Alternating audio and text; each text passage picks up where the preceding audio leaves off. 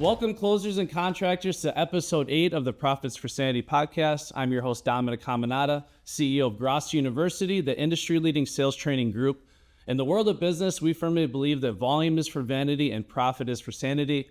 And as you already know from watching this show, it is the mission of this podcast to bring on the brightest minds in the home improvement industry that can educate you how to grow and scale a more profitable business. And today we are absolutely thrilled to have Larry Gebhart, who is the president at Ridgetop Exteriors and an absolute powerhouse company right here in Wisconsin, and of course now branching out all over the country. Those of you listening to this podcast, I definitely recommend you get your notepads out, get your popcorn ready, get ready to take a lot of notes.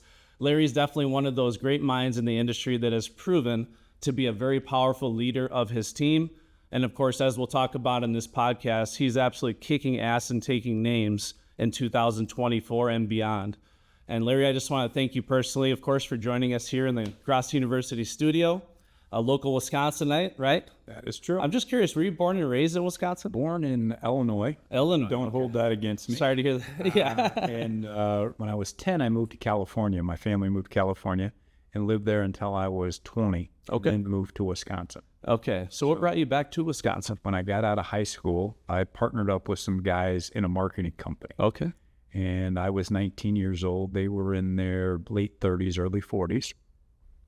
And of course, at 19, I knew everything. And, should be running the company and this and that. And eventually they got tired of my know-it-all attitude, and we parted ways. Okay. My cousin had just graduated from Cal State Fullerton in California, and my aunt and uncle lived in Madison.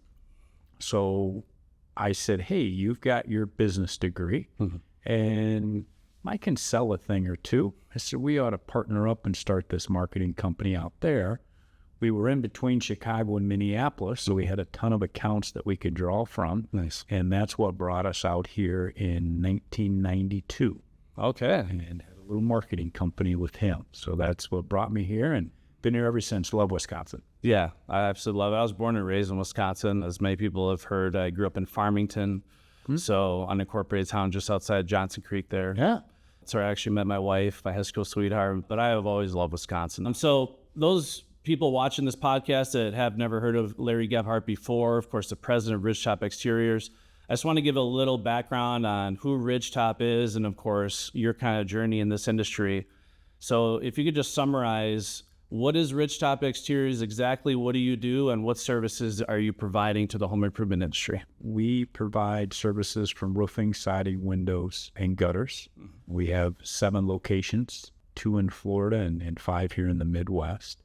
I started in the industry in 1999. So that marketing company I was talking about earlier, it had kind of ran its course, and I was looking for something new to do. So back then, I actually answered an ad in the paper, if anybody remembers the ads in the paper, and went in for an interview for a sales position for a company at the time I didn't realize was a storm chasing company. Yeah. But I had no clue about the industry, what was going on. My cousin had sold some roofing for Sears or Diamond back then. And so I went in and had an interview. It was a great interview. Things went well. Got hired. And that was in 1999. Worked with them in half of 99, all of 2000, and 2001. Okay.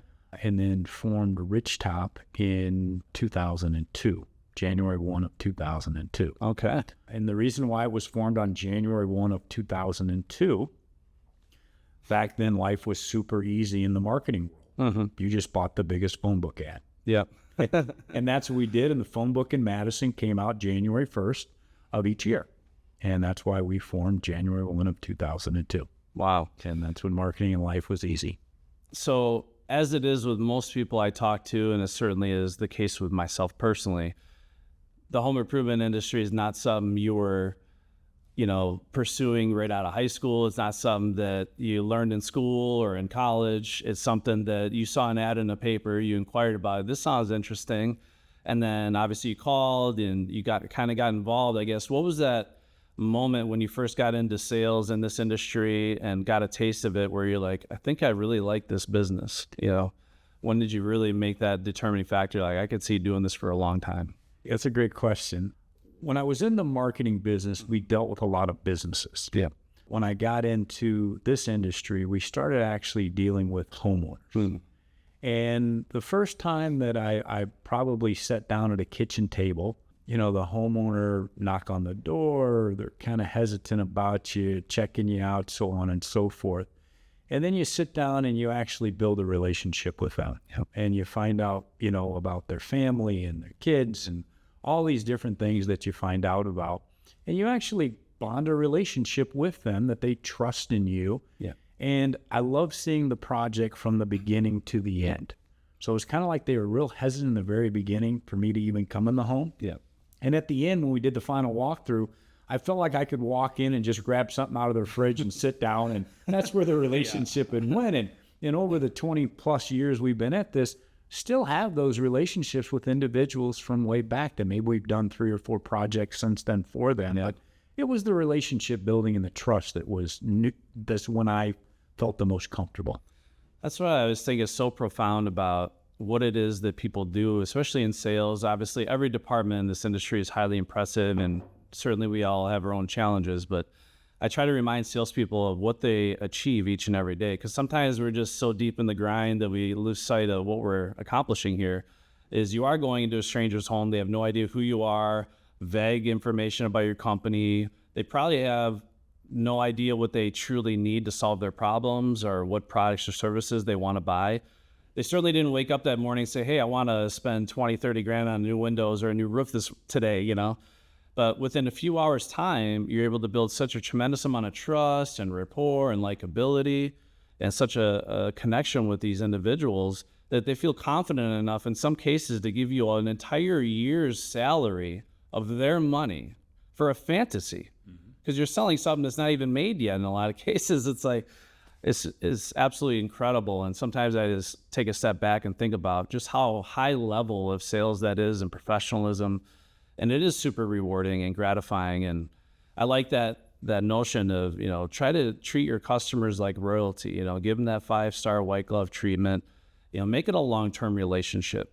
I'm trying to encourage more salespeople to do that, right? Because it's a tendency for them to chase the shiny object in front of them without nurturing their existing customers. Go visit them during the install or shortly after, go visit them, for no reason at all. Set up time. And I do have some salespeople I know that they'll go golfing with their clients. They'll, go out to, go fishing with them and all kinds of cool things just to keep building on that relationship, and turns into a lifelong customer. That they're very, very loyal as a result of that. So very exciting stuff. So of course you get into Ridgetop. Now you founded this company. Did you found it solely on your own, or did you have a partner at the time? I was supposed to have a partner. Yeah. And about a month before we were supposed to start, he took a different position and basically said, hey, you're on your own, which was at the time a very scary phone call that I received, because again, all my experience, mainly the install part of it, was basically not there anymore. But it already committed to the ad. There was no backing up. Nowadays it's, hindsight, best move that ever made for myself was, sticking with it and just seeing it through. Yes, obviously. Now, how does one go about that mentally, right? So you're kind of thrown into this challenging situation. You get blindsided with this obstacle. Now it's all on me. So have you always been just a really determined person that really never gives up? Like once you make your mind up about something, you're going to chase after it, come hell or high water, no one's going to stop me? Or like, what do you feel attributed to your be able to persevere and push through that challenging time in your life? And obviously now getting to where you are today. The part of that is yes, when you ask us, I'm a very competitive individual. I'm probably the worst loser in the world. As I've gotten older, I've gotten better at it, but I do not like to lose. I will say I'm not the most talented individual, but hard work and effort can get you wherever you want to be. Yeah. Can I play on the PGA Tour because of hard work and effort? Nah, probably not. But a lot of things in life, hard work and effort can get you there. And you talked briefly about this earlier. It doesn't matter what happens in your life. I don't care what it is. It doesn't matter what situation it is. Time and the right attitude will fix anything and make your life better. Yeah. I mean, whatever happens is really, if you look at this, it's temporary until you make a change that's no longer part of your life. Right. And that's kind of how that gig was when I got the phone call that, hey, you're on your own. I wish I had the mindset today that I did back 24 years ago when that was there. Yeah. My mind wasn't as clear on that at the time. But again, anything that happens over time, that will just be a past memory that 3 or 4 years from now, you probably won't even remember it. Yeah, I talk about that a lot. We've all had experiences in our lives that in the present tense, because we tend to focus on the present a lot, especially when we're going through pain, trauma, a challenge or a tragedy.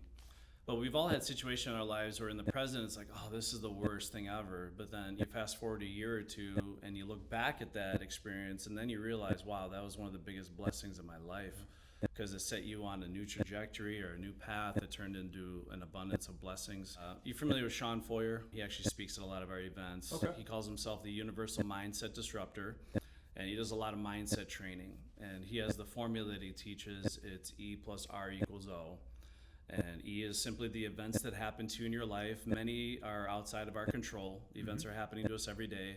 Someone could T-bone you on the way to work, or some could happen with the weather or tragedy in the world. A lot of things outside of our control. Those are the events. The equation ends with the O, which is the outcome. The only thing that determines the outcome, though, is the R, E plus R, your reaction or response to the event. Yeah. So how you choose to respond or react to life's events is ultimately what determines the outcome. So if you don't have a great outcome, a lot of times it's because of your reaction to what happened. It wasn't the event itself that made it good or bad. And then, he goes as far as say, nothing in life is either good or bad, it just is. What makes it good or bad is your reaction to it, how you choose to translate that. You can turn that into an opportunity to grow and develop as a man or as a person, or you can allow this obstacle to crumble you and kick you down and keep you there. And I believe you 100%. I think, hustle beats talent when talent doesn't hustle. I know a lot of very talented people that don't have the work ethic, and it's just like such a waste. It actually bothers me because I'm similar to you. Like, I was in the 50% of my class that made the top 50% possible. It's like, I struggled to learn, but similar to you, I've always been competitive, very competitive. I have this horrible habit of never giving up. And that's been my thing this whole time. I believe in myself. And you seem like a person that really believes in yourself. No matter what, I don't have to have the answer today, but I will figure it out, and I'm going to keep persevering. So I think that's great. So now fast forward to 2024. You've obviously built an incredible company. What is Ridgetop pacing in 2024? Our goal is 75 million this year, but I think we can get to 80. 75 million, and you think you can get to 80 million? We can get to 80. And this is, again, we were just talking before this podcast. You said last year you did just over 50 million. Just over 50 million. The reason why I like this, okay, so we're in 2024. There's a lot of people now that are getting bombarded and in some cases defeated by the negative forces. The leads are tougher. I can't find labor. Sales are down. The client's tougher than ever. Credit declines, whatever. There's a million excuses as to why people aren't hitting their goals. I'm a firm believer, though, that life's a self-fulfilling prophecy. If you keep telling yourself all these negative things, guess what's going to happen to you? You're literally creating that reality for yourself. Because at the same time, I hear these owners that are literally struggling to keep the lights on, but then I hear owners like yourself where you're growing by 40% in 1 year, 40% growth, which is unbelievable. It's highly impressive. Appreciate that. Yeah, it's kudos to you. As I'll say this, and I'm going to ask you more questions on leadership, but I'm a firm believer that any company, culture, organization is a mere reflection of leadership, right? So if you have a good leader, you're going to have results like that. So if people don't have the results they desire, then they need to get some leadership mentoring to figure out what can I be doing as a leader to steer my team in the right direction, right? So fantastic stuff. And with that in mind, as I mentioned at the beginning of this podcast, I do consider you to be one of the more powerful leaders in this industry, because that's what makes a good company, is good leadership. What do you think are some things you've learned along the way that has helped you become an effective leader? Like just some leadership lessons learned, because I don't think anyone's born being a phenomenal leader. We kind of learn things along the way. We make mistakes. I've made a ton of mistakes as a leader. What are some things you feel that are probably applicable to all leaders and owners, things you've learned that you found to be effective to keep your team, performing and moving forward? I think some people may be born with some leadership traits, Yeah. but I think they're developed over time. And I will tell you, in the beginning when I started this business, I was probably one of the worst leaders. I was a kind of a yeller and a screamer type guy, thought that was the way you reach people. And the reason being is because that's how coaches reached me when I was younger. I gravitated towards that. Parents, same type of thing. Not saying it's right on how they raised me, but that's what I thought. So you see that as you grow up, and you believe that that's how you should teach other individuals. And as time went on, and I'm losing people, and people, I'm hiring new people, and things are going on, I stepped back and said, you got to take a different approach to this. Yeah. And that approach is more listening to individuals, hearing them out, understanding where they're coming from. We all come from different walks of life. We're not all the same. Yeah. And how you reach one individual is different on how you reach another individual. And the quicker that you can adapt to that individual, the more results that you'll get out of that individual, which is better for them and their family, and better for you and the company itself. So that was the one thing, and I am not perfect at it. I will be the first to admit some of my old traits come back sometimes. Now I'm a little smart enough to sit back and realize what's going on, and get my mindset right to focus better. But more just listening to people. There are people out there that you can't change. Correct. Yeah. I mean, they're kind of set in their ways, and you cannot change them. And the more that you try to change them, the more you'll probably lose them. Right. And you either have to say, they can be in this company and we can adjust to the changes they're not going to make, or you've got to just move on. Well, that's also what you learn along the way, which makes it an effective leader, is there are people that will not be a good fit. And that's actually a really terrible thing to do to somebody, is trying to force them to fit into something they will never fit into. And I actually talk about this often in my leadership presentations, that I think it's possible to fire somebody out of love. It's like, because I do care about you and I think you'd be much happier doing something else that's a better fit for you, I think it's best we part ways, because this is not a good fit for you, and I'm not going to force you to do something that's not going to work out for you. And if you have it set up the right way with the right expectations, clarity, performance benchmarks, everything's in place, your policy, procedures, it makes it a lot easier to potentially let someone go that's not a good fit and do it on good terms, where it doesn't have to be this awkward, uncomfortable situation, right? Yeah, but being a good leader, I find for me personally is leading by example, so being the example of how you want your company and your culture to look like. And I'm sure you agree, like there's things that you probably intentionally try to do within view of your team where they can see you doing these things, where it's like, I want to lead by example and show my team, whether it's health and wellness, whether it's education, whether it's the way I communicate and listen to people. Because I firmly believe that a lot of companies are a mere reflection of their leadership, and they're always watching you. As a leader, you're always on parade, right? But I want to make sure that I'm living my life as essentially someone they can look up to.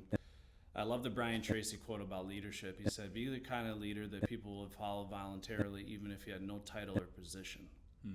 So I think about that a lot, is, am I leading by example? Even, forget the org chart, forget the fact that I'm a leader on a team. Am I leading by example where even if I didn't have a title, they would want to follow me, in the direction in which I'm trying to take them? And of course, a big thing that I think is important is inspiring people, keeping people inspired. So we talk about all the KPIs in business, right? All the different metrics and KPIs we track, but keeping people inspired is probably not talked about enough. And of course, nowadays it's probably more challenging than ever to keep people positive, keep people inspired. So what are some things you feel are working for you at Ridgetop to keep your team performing, keep them positive, keep them mentally focused, and ultimately keep them inspired to continue to grow and perform? Well, one of the things that you mentioned earlier that I just wanted to touch upon is pretty much anybody that works at Ridgetop or work with on a personal basis is, one of the things I always tell them, if you're not enjoying yourself and you're not excited about coming to work here at Ridgetop, you truly need to probably find something different. Life is short. Yes, it is. And I'm quite a bit older than you, and I'll tell you, it goes fast. Yeah. And if you're not enjoying what you're doing and you're not getting fulfillment out of what you're doing, you need to look for something different, because you don't want to be stuck in that for an 8 or 10 year period and then realize that you want to make a change, and now you're 8 or 10 years behind what you want to be from there. Well, that's the opposite of what a lot of leaders will do, right? They'll say, hey, tough it out, quit whining, stop complaining, just figure it out, just work harder, instead of, do what you love and call it work type of deal. It's a completely different type of culture. Yeah. If you're not happy, your performance isn't going to be there as well. You're not going to get out of whatever you've put your time and effort into. If you're not happy there, you're not going to get the results you typically want, because you have that non-happiness thought in your head of where it is. Each month we have a meeting with every employee in the company. I have a meeting with them. It is volunteer. Probably, I'm going to say 70% of the people that we work with take advantage of it. And what we do is we go through their personal, professional, and financial goals. Nice. We talk a little bit about business, but it's more about, how is your family doing? This was a goal that you set up, that you wanted to buy your first house, or you wanted to propose to your girlfriend or your boyfriend. You bought that first house. You guys wanted to have your first child. These are all things that we did. This is the amount you wanted to have in your savings. This was the amount that you want to have invested. And we review those each month, and we go through them. And for me, what it really did was, at my age now, I probably get more excitement out of accomplishments that co-workers have got than I do for myself. So whether they're buying their first house or getting married or having their first child, to me, that's the excitement nowadays that I get out of this, is seeing them grow as individuals more than I probably do my own personal goals that I have. For me, that's really helped. I'll tell you, it's brought relationships. I don't work with 170 some employees. I don't work with everybody on a daily basis. So this gave me the opportunity to get to know them, even though I didn't work with them. We work at the same company, and I thought it was real important that I knew you, knew your family, knew your kids, knew all of those things. And I think what it did was, they realized that at Ridgetop we cared about them.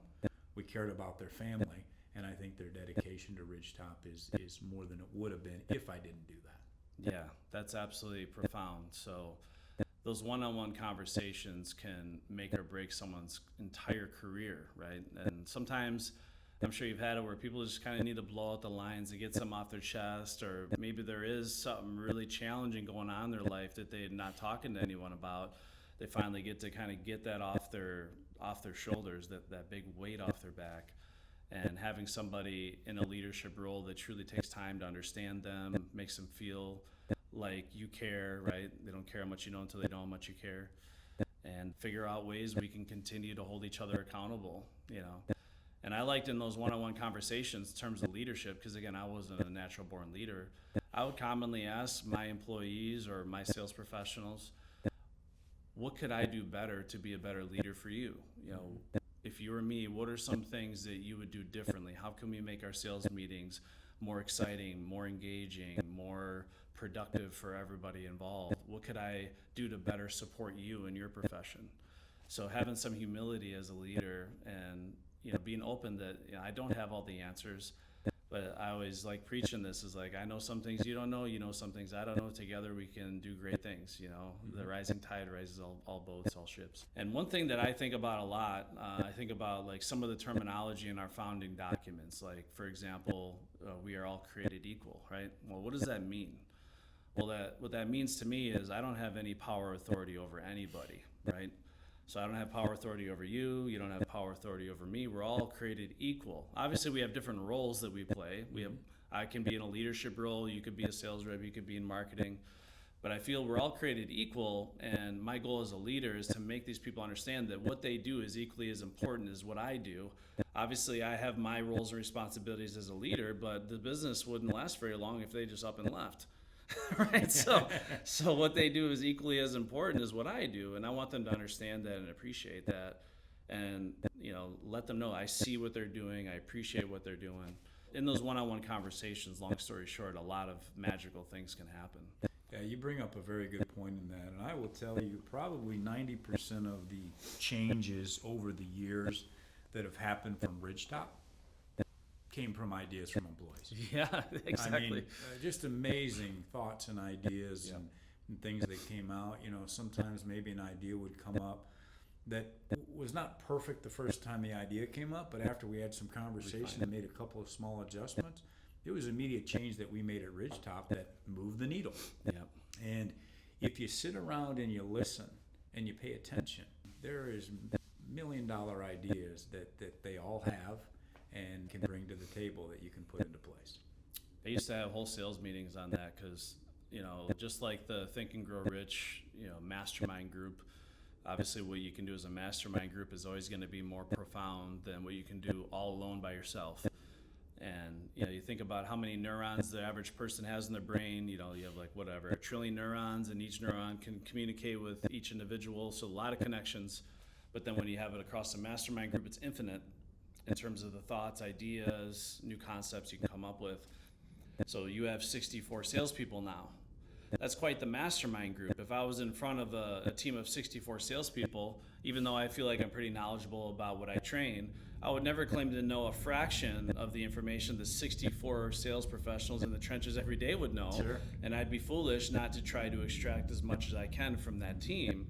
And to the same exact thing you mentioned, I learned more from my sales team than I did from any sales training seminar I've ever attended, any sales book I've ever read, just from having these discussions, bouncing ideas back and forth, and not being afraid to admit I don't have all the answers. Right. And some leaders are afraid to say that because they think of it as like a sign of weakness or lack of intelligence, but it's the opposite. That's a sign of strength.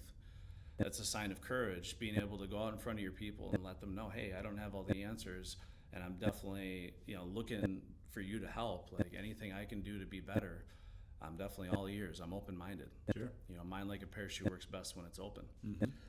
So that segues perfectly into another topic. One thing I think a lot of leaders where they fail is they themselves don't seek out mentors for themselves. Mm-hmm. So a lot of times people get in a leadership role and they think that means they're a leader. And to your point, and I feel like I'm the same way, like when I first got into a leadership role, I definitely was not a natural born leader in any capacity. It was very much a learn as you go type of a profession for me. But what helped me out is I had some mentors. Mm-hmm. I had some really strong mentors that gave me some leadership skills. So why do you feel it's important to seek out mentorship really at any stage in your success, where whether it's being a part of a mastermind group or getting one-on-one mentorship with somebody, you know, I guess how has that impacted your life and your career, whether it's the mastermind groups that you've been a part of or other mentors you've learned from? That's been very crucial in the growth of Ridgetop, the growth in me. Mm-hmm. Every day we have to grow as individuals. Yeah. We have to get smarter. We have to communicate better. All these things that we have to do as individuals, and you get that information from learning from others. Yep.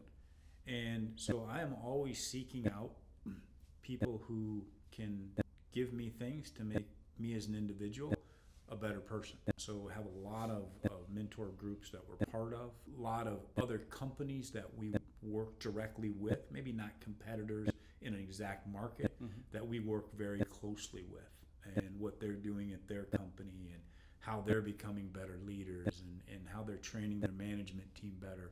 So we gather all that information and you put it together, you know, from there is, okay, what would work for us, what won't work for us. But you always have to be expanding your knowledge and your information for what you can bring back and provide to the company. And it's such a big industry, right? There's plenty of food for everyone. Mm-hmm. And that's where some of these owners, they just want to keep all their secrets confidential. They don't want to talk to anybody. They just try to figure it out on their own. And some owners can have success doing that. But I tend to agree with you. Like, you know, the most successful owners that I've seen typically are also very selfless, meaning that they're not afraid to share with other owners or other leaders, like what is going on in their business.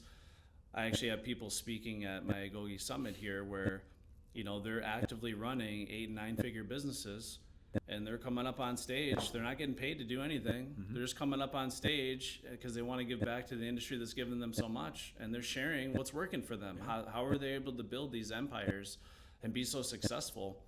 So if you're not going to events, if you're not being a part of these mastermind groups, you're really holding yourself back. And you don't have to be alone on an island by yourself trying to wing this thing. Learn from people that have proven results, that have been doing this. And this is obviously the nature of this podcast, why I love this.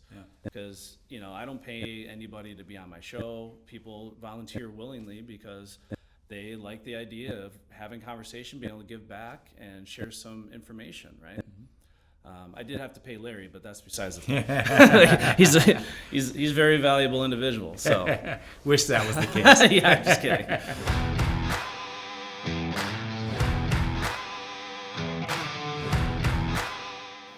Hey closers, it's Dan Coombsbury from Grosso University. I'm the sales trainer who runs our monthly Sales Academy Masterclass, where we walk you through our 11-step process for in-home sales in the home improvement industry.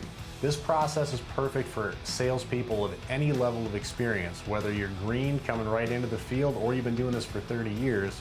We promise you that you're going to learn something that you can take out that day and help you close business. From my personal experience, I know that many homeowners that you talk to are looking to work with a credible expert who is knowledgeable, but they don't like being sold. The beautiful part about this process is it can be tailored for any personality type, any problem you may run into, and we're going to go through this in such a detail-oriented manner that you'll be prepared for any situation. From walking up and knocking on the door all the way through buttoning up the deal, we will teach you the nuanced art form that is one-call closing. This is a skill set that helped me make multiple six-figure income for years and years, and now, because I get to sit on this side of the camera, I get to pass that skill set along to you. I hope you're up to the task, because I'll tell you, this is a 145-page book that we train over a 2-week span. It is coupled with our 11-part video series that's broken down so it's easy to digest. No matter what type of learner you are, we accommodate you. Now, at the end of our 2-week training process, you will have to pass a final exam, and it's not easy. You'll have to score at least an 85% on this final exam in order to become a certified sales warrior through the Grosso University program. And that's where the hard work begins. But if you're up to the task and you want to make life-changing money and cultivate a skill set that will permeate into all areas of your life, I invite you to join me in the Sales Academy Masterclass. We have classes that start on the second Monday of every month, and I look forward to seeing you in class. And as always here at Grosso University, yes, you are a closer.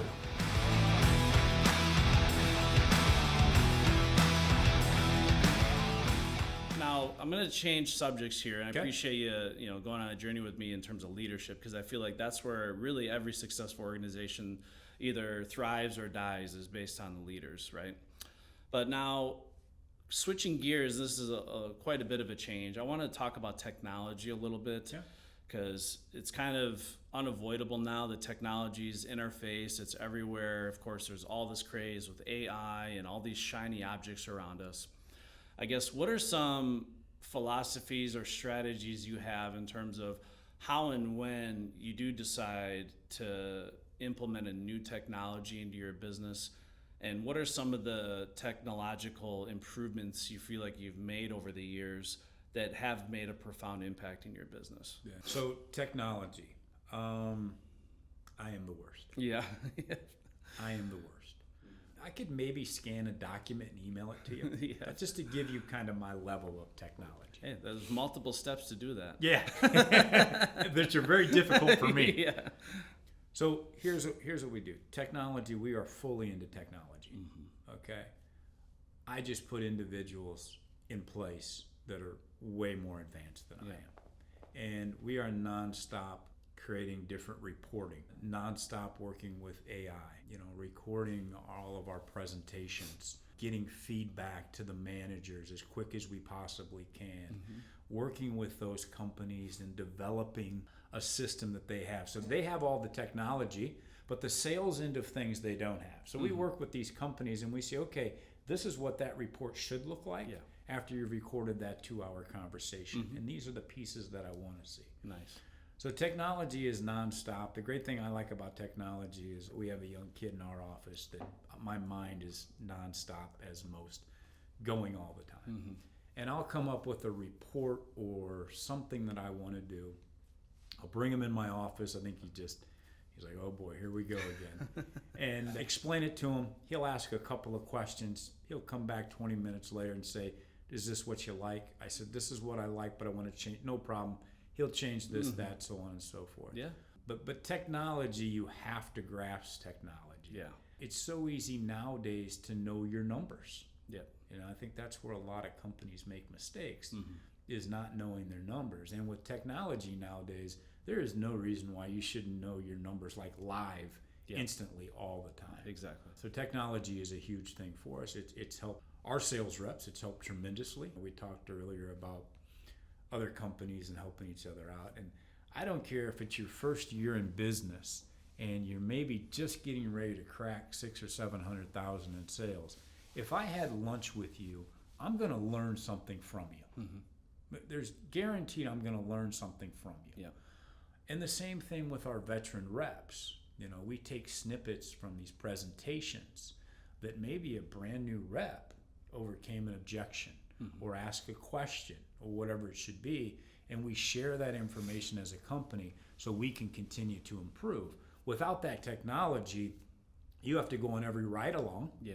You have to remember everything that was said. Yeah. And, it makes it very tough. So we definitely embrace technology. Yeah, having that priceless visibility is something I would have killed to have. I think about that, my days as a leader, because most of the time I would have to hear what the sales rep thought happened on the lead, through mostly lies and exaggeration.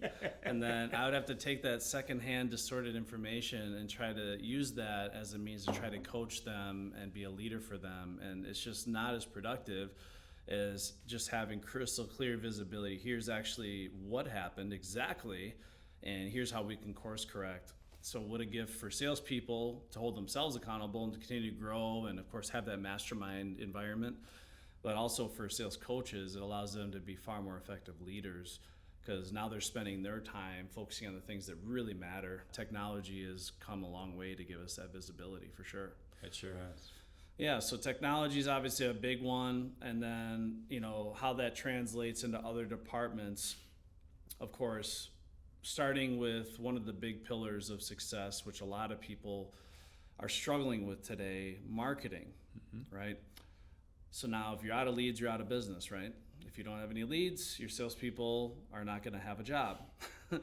So I guess without giving away the farm too much, what are some things that you feel are working for you where you're able to provide leads for 64 sales warriors, salespeople? And I think you mentioned you're still able to get, on average, 2 to 3 leads a day for each rep. Right. What are some things you feel has really worked for you? And of course, you're feeling the same thing that everybody is. The cost of a lead is getting higher, more expensive. It's getting slightly more challenging, or in some cases a lot more challenging, depending on what territory you are, to get a lead. But what are some things you feel Ridgetop has done well in order to keep that lead flow consistent, where their salespeople, you don't have an idle mind sitting around twiddling their thumbs. You have keeping your salespeople busy. Yeah.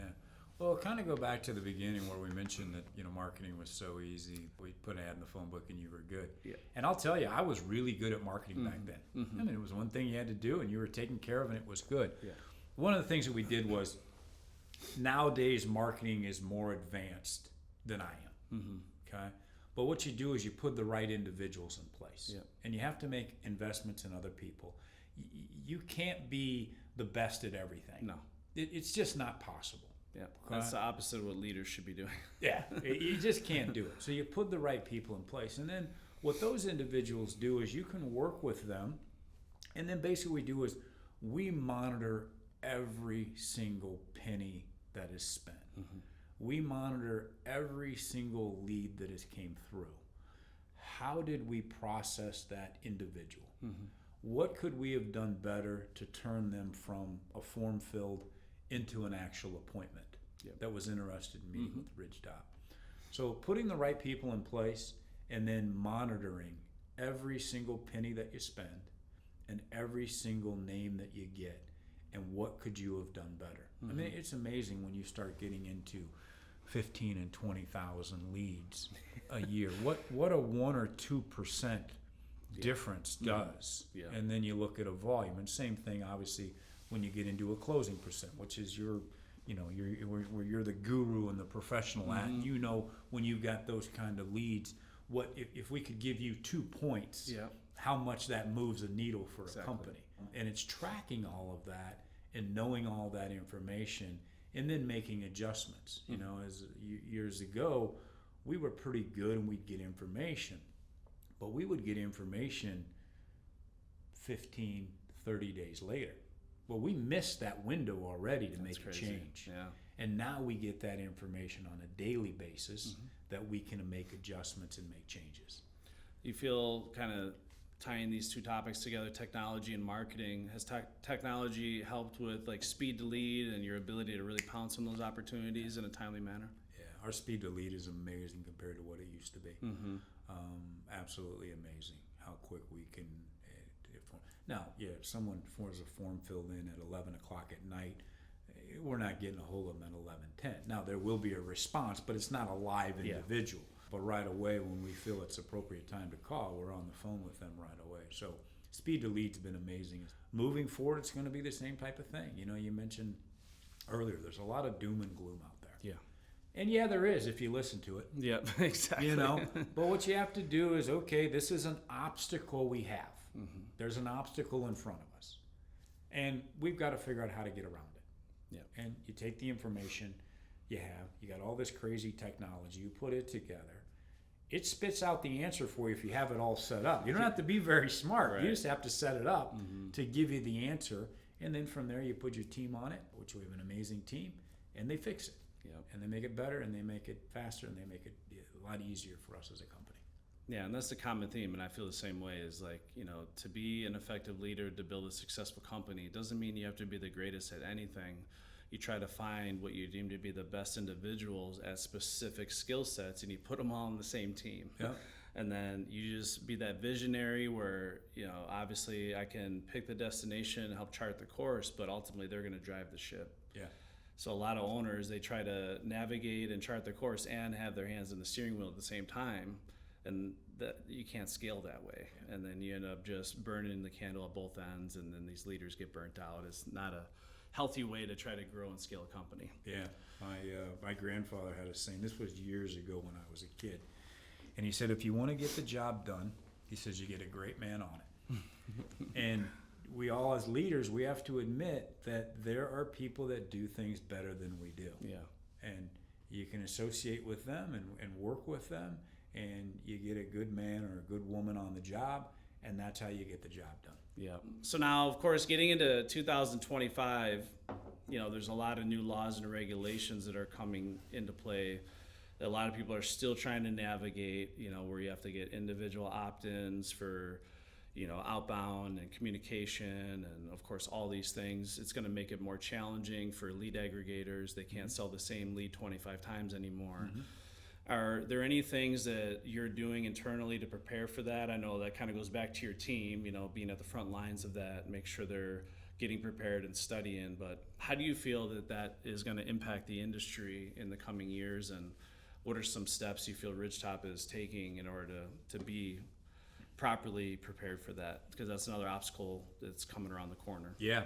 Well, the greatest thing that's coming in place is they can't sell the lead 25 times. Exactly.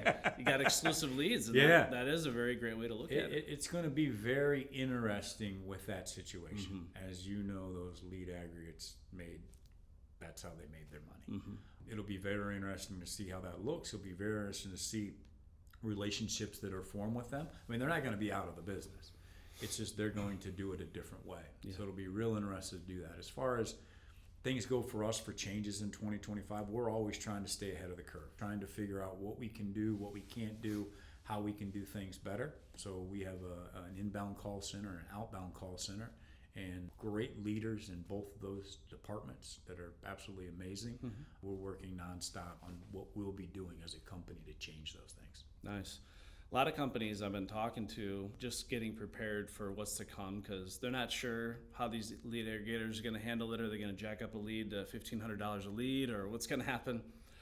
So I see a lot of companies just trying to pivot and build out more of a face-to-face marketing division where they're getting more hands-on at shows and events. They're building the canvassing teams. And it's kind of this mindset of I'm going to go hunting for my leads now instead of farming for them like I have in the past. Is there any plans for Ridgetop to expand on face-to-face marketing, get more present physically face-to-face, whether it be boots on the ground or attending more events? Yeah, both of those are things that we'll be doing. Yeah. And things over the years that we have changed. You know, and again, when I was running the marketing department, that was my main gig. It was a totally different mindset of where we're at. And now that's it. Generating your own leads and generating your own destiny is probably the best marketing plan that you can have. Yep. You're dependent upon yourself and the company, not dependent upon someone else or another company that at that point is setting the price as well. Yep. And if you do that on your own, you can eventually set your own price the better that you get at that. And that's a very crucial thing. So as a company, yes, we are doing that. Are we away from lead aggregates 100%? No, we're not. Yep. We're not. And I don't know if we ever will be. But we have got to the point where we don't need to be involved with every single one of them. Yep. We can pick and choose who we want to work with and how we want to do it. And it's based upon their performance because back to the technology, we have the tracking now to know exactly what they're producing and exactly what it's costing us. Yeah, that's so vital. And of course, generating leads is great, but as I often preach, one of the best ways to solve a lead problem is to sell the ones you have. So converting on leads is, of course, really important because generating all these leads will only get you so far, but then we need to make sure our sales professionals are expertly trained to capitalize on those precious opportunities. So now, with that in mind, first question I have is, over the last several years, let's just especially say since you got into the business, how do you feel like sales process has really helped enhance the performance of your team year after year? How important for you do you think having a sales process has been for you? And what are some things that you're doing for your sales team to make sure they're properly equipped, whether it be with the knowledge or the tools they have to go into that home and obviously make the close the natural conclusion? That's really the ultimate goal. You know, 64 sales reps, you could have 64 different presentations going on. And then we go back to how important it is to track everything and to do everything. Well, let's think about this. You track your marketing team from the very beginning, okay? And you're judging your marketing team on their performance of where they're at. But then that marketing team hands that off to the sales team. Well, the sales team now is doing something 64 different ways. Yes. How do you track the marketing team based upon 64 different ways? Yeah, it's not fair. It just doesn't work out that way. So at that point, what we're trying to do is, yes, we're trying to get all 64 to perform the exact same way. Now, do we want to create robots? No, we're not into creating robots. But do we want to get the Ridgetop message across to the homeowners the exact same way out of all 64 of those individuals? There's no doubt about that. Yeah. So we're nonstop monitoring what these reps are doing at the kitchen table. And then all of a sudden, something new will come up. Someone will say something or do something or present something a little bit different. You know, again, we're not creating robots. Yeah. And we can take that information and then pass it to the other 63 and let them see where that is so we can try to move that needle. Because as you mentioned, the closing percentage is ultimately what determines the marketing, determines the entire company, is the closing percentage. Yeah, for sure. That's the river and stream that the rest of the company operates from, right? You got it. And, you know, so we are partners with Real Voice. We have a really tight-knit partnership with them. And, you know, they have like 100 years worth of data now. And, you know, we've been preaching forever since the dawn of humanity. I think since the first sale was made to a Babylonian or something, that the system reigns supreme. You know, the system reigns supreme. The best salespeople are not born from the womb. They're trained to be the best. They're shooting stars and then they're shining stars. The true shining stars in the top 1% of their profession follow a process. They don't just wild west shoot from the hip and go wing it. But what the data is telling us, out of 1 million sales encounters, is the top 1% of closers are at least 70% compliant to a system and a process. because there's also an element of personalization and creativity on sales that inevitably has to take place. And of course, the sales rep having their authentic way of delivering a message, but at least 70% compliant to a process. Average salespeople, which is not bad, it's average, the average closer in the industry is between 20 and 30% compliant to a system. So they're basically making things up as they go 70 to 80% of the time, So that right there shows you black and white. If you truly want to be in the top 1%, you have to have a system and a process. And don't get me wrong, there's always this element in sales where you got to be a chameleon, you got to be able to adapt, you got to be creative, you got to think outside the box. We don't want robots. Have a personality, have a sense of humor, have fun in the house. But at the same time, having that foundational system in place that your salespeople are expertly trained on should be mandatory for everybody. So I was at the International Roofing Expo, and GAF was giving a presentation on sales process. And they said when companies just implement a sales process into their organization, on average, it increases revenue by 28% instantly, just by inserting a process into their organization.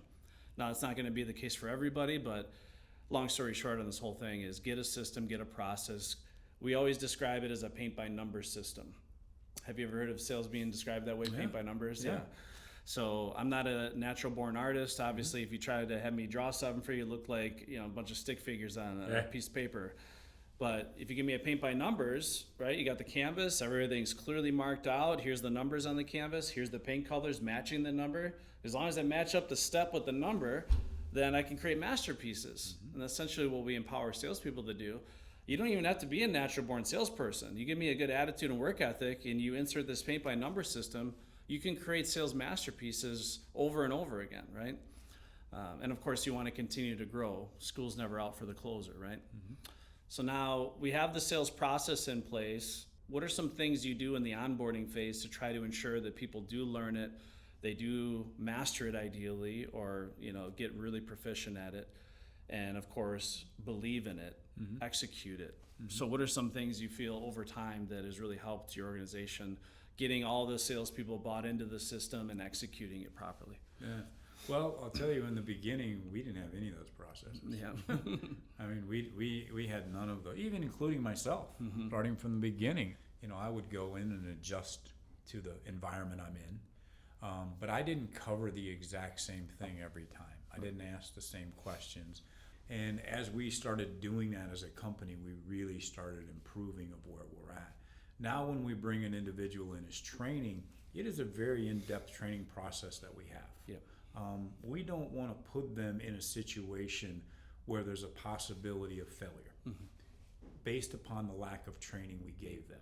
Now, if they don't have the effort or they don't have the ability, we're going to work with them. We'll be able to discover that right away and work with them. But the training that you put to new reps that are coming in, or even a new employee that comes into the company, the training is the most important part from the very beginning, because we have to get them to understand that this is how we do things, and this is how people are successful here.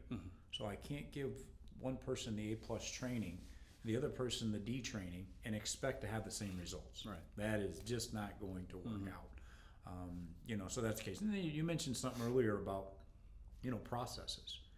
And, if you think about this, if I dumped you in the middle of the forest, no GPS and no map, and told you to get out, compared to dumping you in the middle of the forest and giving you a GPS or giving you a map, who's going to get out quicker?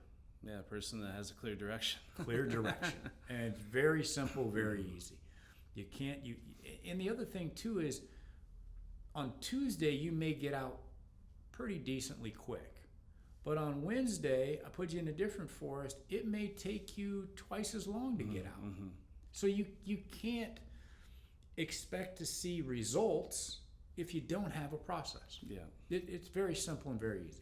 And I don't need to talk to you. I mean, you know all that, but you have to have a process. No, it's important because, as people discover this podcast and the show, obviously a lot of people come to us because they're at that stage in growth, whether it's 5 or 10 million, and they realize like, wow, I've had some success, but I really have no process or method of madness. This is not scalable. It's almost like building a house on top of no foundations. Like, I need my sales foundation established and ideally strong so I can continue to build upon this and make it scalable. Yeah. So I definitely couldn't agree more. And then obviously sales is great. We want to sell. And, my thing when I was a sales manager, some people may take offense to this, but when I was talking about production, I was like, we're going to bury those bastards. That was always my mantra. We're going to bury the bastards. But obviously that demoralizes a sales team when they have all these sales and then there's an 8-month backlog, a year backlog. So of course, where the money's really made is when stuff is installed and collected, right? Mm-hmm. That's really where a company makes any money, and that's really the only revenue we can really count is stuff that's installed and collected. So now, how do we ensure, as we're pacing an $80 million a year, which obviously is incredible, that puts you in the top 1% of companies that are out there, how do we ensure, though, that we're not selling $80 million worth of stuff and then all of a sudden our customer satisfaction goes down, we're having all this slap together craftsmanship? How do we ensure that we're able to scale on the back end of the business, but do it in a way where it's consistent to where we were at a $5-10 million company, right? Yeah. That small mom and pop type operation. Now we're big. We got 7 locations nationwide. What are some things you feel has really worked for your company? And again, I'm sure you have a really great team that helps with this, but to make sure that the back end of that business continues to grow somewhat at pace with your sales growth. Yeah, just what you mentioned, process and systems. Yeah. I mean, you go from, doing, 5 roofs a week to 35 to 40 roofs a week. Mm-hmm. There's a big difference in that. And you have to have a system to put in place. There's got to be a check and balance. The first year, I think, in business, I want to say we did about 650,000.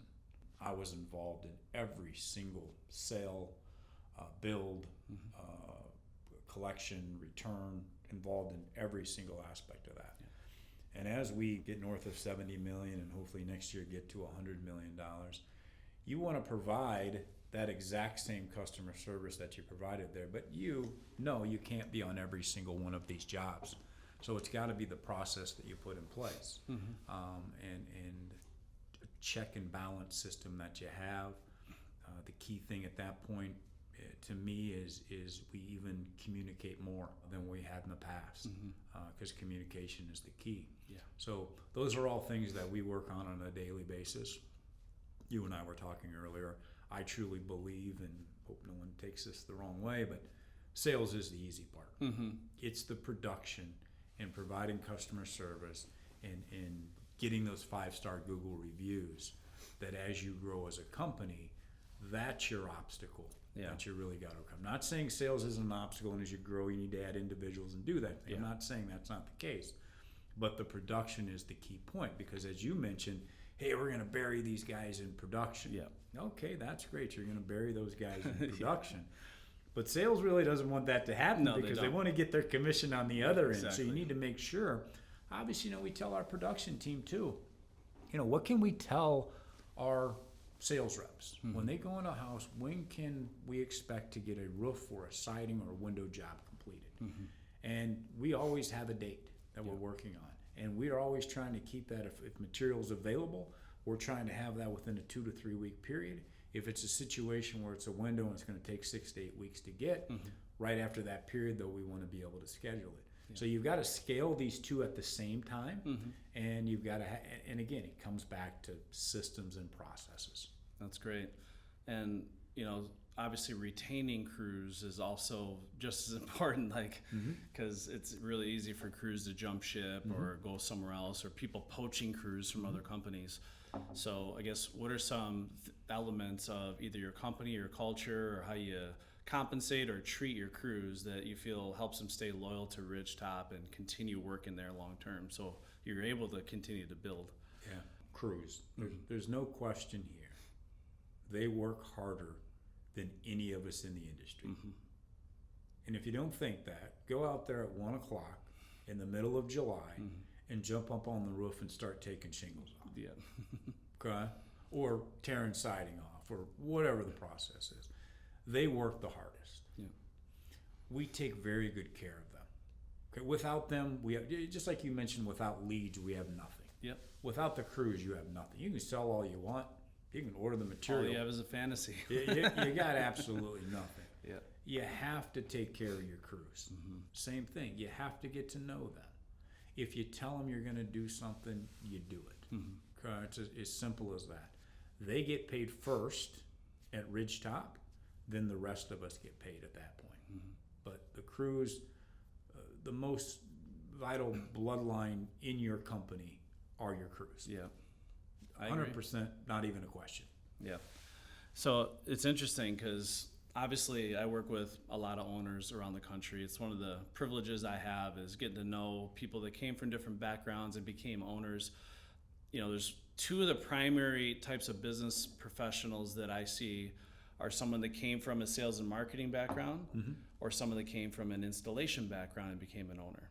And what's funny, well, it's not funny, but it's just interesting, is that every one of those owners I know that came from the installation background, they say production's the easy part and sales is the hard part. And then the ones that came from a sales and marketing background, they say sales is the easy part and production is the hard part. But it's just interesting how, obviously every pillar in your business presents its own challenges, but, we all have these, life experiences to where maybe one pillar it's just easier for us to see the big vision as to what we need to do, where we need to go if I have that background and experience. Because I'm the same as you. I think sales is the easy part. People that struggle at sales, I'm like, by the tail end of my career at Mad City, I felt like I could print my own money. It's like, I felt like I could grab anybody with the right attitude and work ethic and turn them into a sales superstar. But production is a very foreign, difficult thing, and there's not a lot of training on it. I mean, look at all the seminars that you attend. How much are people talking about the back end of the business, production, operations? None. Yeah, none. Not to plug our event too much, but this is why, like for me, every one of our owners level events that we do, we have a lot of content on the back end of the business. Basically how to scale crews, how to basically make your crews feel special, compensate them, recognize them, these different bonus structures and plans. How can you acquire top tier talent, companies that have their own internal apprenticeship programs where they're literally getting people out of high school or college and they're putting them through their own internal training programs and stuff. Facilities, they have training facilities now where they're literally, it's just cool. Like there's so much to be learned on the back end of the business, and it's kind of like the redheaded stepchild of the industry people don't talk about. Because I agree with you, it's really one of the lifeblood of any business there. Every pillar is important, but if you can't install anything, you're not going to last. And that is a very intimidating pillar of a business for a lot of owners. But it's just impressive to see what you've been able to do, especially going back to the beginning where you're kind of like thrown into this. I got the sales and marketing stuff pretty good, but I don't know how we're going to install it, but we're going to continue anyway. And then see where you are today, doing close to 80 million and maintaining a high level of satisfaction. So one of the last things I just wanted to ask you, because this is stuff that we all have to deal with. Everyone watching this right now, we all have a hard time today not getting SNIOPed, right? Susceptible to the negative influence of other people, right? A lot of negativity out there. So what are some things you feel help you personally, just as a man, as a husband, father, just stay positive to keep your head on right? Because ultimately, if I'm in charge of any team, if I lead any team, if I can help them grow, keep their head on right, I first need to keep my head on right, right? So what are things that you feel help you in order to stay focused, stay positive, stay optimistic, and ultimately keep in the right mindset so you can continue to command your team? One of the things is I don't watch much news. Not good. I mean, first of all, I can't control a lot of what's going on around me. Yeah. And if I can't control what's going on around me, why do I want it to take up space in my head? It just makes absolutely no sense to me. Okay, so I don't watch a lot of that. I don't associate with a lot of negative people. Well, the weather today, it's a little bit hot. This, that, so on and so forth. I just don't associate with those people. Just not where things are at. And I'm always trying to look at the positive end of things. How do we make things better? Am I perfect every day? No, I can get down every once in a while as well. But you got to pick yourself back up. You got to know that the afternoon or tomorrow is going to be better. And it's going to be based upon your attitude and your performance. Because as you mentioned earlier, as a leader, you're getting watched by everybody. Well, if I'm running around like Debbie Downer, what do you think my team's going to be running around as? Exactly. So you got to stay positive, because no matter what's going on, it's all temporary, and eventually we'll get to positive again. Yeah. Whatever your situation is, I don't care what it is, you'll get back to positive again. Just having a bad day that day, a bad week, a bad month, whatever the situation is. Stay focused, have the right mindset, you'll get back to positive, guaranteed. You had mentioned earlier that you get a lot of fulfillment and enjoyment out of seeing others succeed. Mm-hmm. And sometimes when I was able to put my problems aside, because they're still there, the problems are there, but I was able to put that aside and just pour my attention into helping this individual, that helped my whole state, my whole mindset shift from negative to positive, because it gave me that rush of fulfillment, that rush of appreciation, and I did get a lot of gratification from watching others achieve their goals. And you know, if you do have problems as a leader in your life, try to seek that enjoyment in watching your team thrive, and you know, be present for them. It's just like in sales, we got to leave our problems in our car. They'll be waiting for us when we get back. Yeah. When I'm present in front of my team, I want to be that positive, uplifting, inspirational figure that they can look up to, you know, for a pep talk, or to get something off their chest, or to make sure we're continuing to navigate them down the journey of achieving their life's dreams and goals. And as you see them achieve each goal, celebrate with them, you know, cheer them on, be their cheerleader.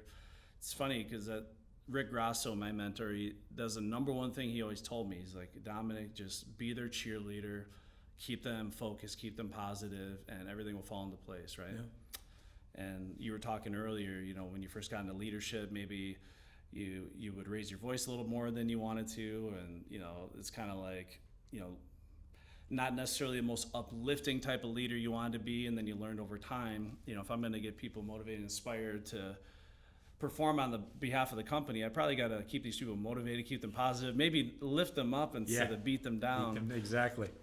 So a lot of great lessons here. So I guess, what's the outlook for Ridgetop? You're looking at 100 million for 2025 is the goal? That'll be our goal, 100 million. We'll open up a couple of more locations here in the Midwest, and a couple more in the Florida location.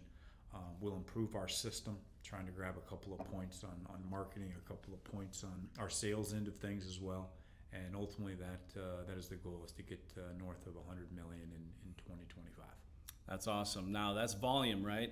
So last question is, why do you feel that volume's for vanity and profits for sanity? So that's the headline of this podcast, right? So bottom line profit, at the end of the day, you know, you see the top 500, right? You see all the volume of all these companies, but one line item they never show is what's their net profit. Yeah. And industry-wide, I think on average it's like 3 to 4% net profit is what contractors make. So why do you feel that it's important not just to grow by way of volume, but also profitability over time? Yeah, you know, here's the situation.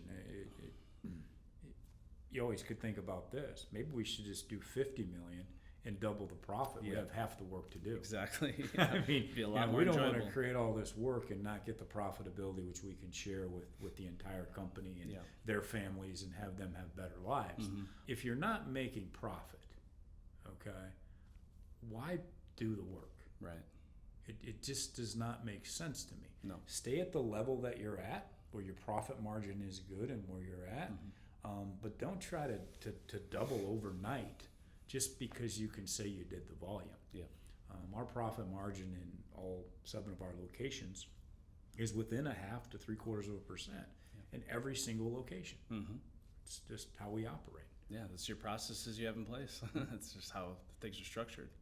I just want to thank you, obviously, so much for taking time out of your day. You don't have to do this, but you did it anyway. And I know a lot of people are going to appreciate this episode, a lot of golden nuggets. And congratulations on all your success. Thank you. Thank you. Dominic, I want to thank you. What you've done for this industry is absolutely amazing. You talk about these processes and putting things in place. You've done an amazing job. You are definitely up at the top of the mountain on what you provide and what you do. You know, companies that are looking to expand and to grow, again, you don't have to be the smartest person in the room. Mm-hmm. You just have to put the smartest person in the room in order to get to where you need to be. So appreciate everything that you and your company does as well. Yeah, thank you. It means a lot. Mm-hmm. So again, another amazing episode of the Profits for Sanity podcast with Larry Gebhart, president of Ridgetop Exteriors. Again, pacing $80 million this year, looking to do $100 million in 2025. We look forward to following up with him on that journey when he scales that. And again, hope you took away some useful information. Make sure you take a lot of notes. And again, remember, every other week we're going to be launching a new episode of the Profits for Sanity podcast. On behalf of Grossi University and Larry Gebhart, volume is for vanity and profit is for sanity. Absolutely. Thank you so much. We'll see you in the next one.